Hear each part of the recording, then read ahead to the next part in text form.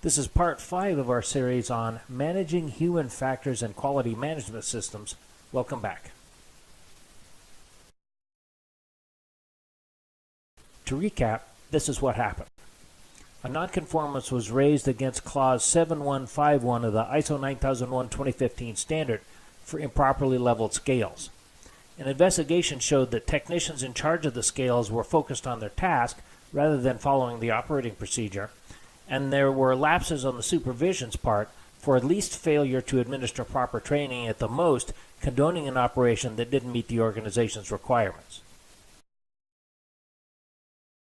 So we do have enough of an investigation to form a plausible action plan that addresses the root causes of ineffective training and faulty infrastructure.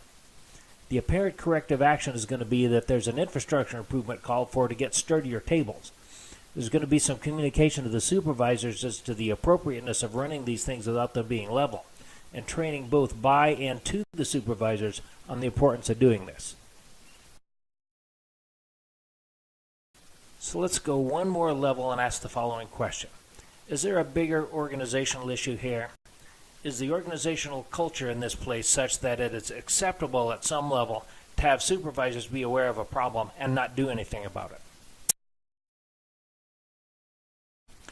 This level is owned by top management, defined somehow, who is responsible for running the business, and presumably it's in their interest for these things to be done right.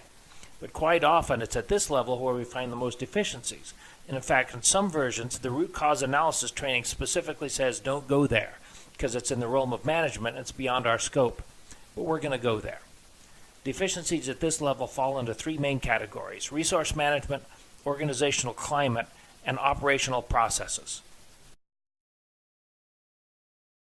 From a resource management standpoint, we're talking about HR policies, pay scales, management decisions about equipment and facilities, and basic management decisions that are how the business is organized and runs. Here's an example. It's a conscious management decision for the management of a certain giant retail chain to hire employees at very low wages, in full knowledge that they're going to make a certain number of errors and ringing up purchases during the course of a day. The savings in wages is partially offset by the cost and error rate, and as part of a continual improvement effort to minimize this, but it's a conscious decision for management to do this as a strategy.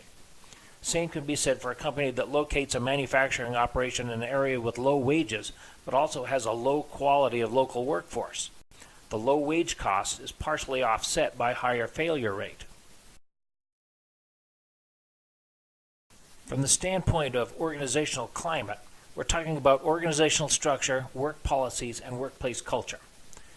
This is quite often not an openly stated management decision, and workplace culture is worthy of a book or two in and of itself. Does the organization reward honesty, encourage upward communication, and support employees? It depends on the organization, even in this day and age. Here's an example. It used to be very common for organizations to be heavily production-oriented and be stingy with resources. This message gets through the organization so that if you need a tool to do your job, it's easier to fabricate one because you're unlikely to get one by asking anybody. So as a result, there were a lot of unsafe tools or tools that damage the equipment. It was all an artifact of the organization's culture toward infrastructure improvement. So this is the final step in the investigation. What are our problems with the scales? Well, I believe in this particular case, this is a very high-class organization, and the management is quite clear in its communication because of the quality policy and organizational culture in this case. The situation was simply not acceptable. So in this case, the corrective action is probably going to focus on the resources, on the training, rather than some lack of clarity in management philosophy.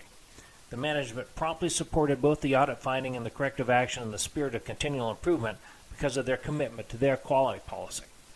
Now, I'd also throw one idea in here. Could there be some higher level permanent fix that automatically weighs the components and does away with the requirement entirely? I would have to say that yes, there is, and this becomes a business decision as to whether to make the substantial investment to do that. But that also is based on the management philosophy.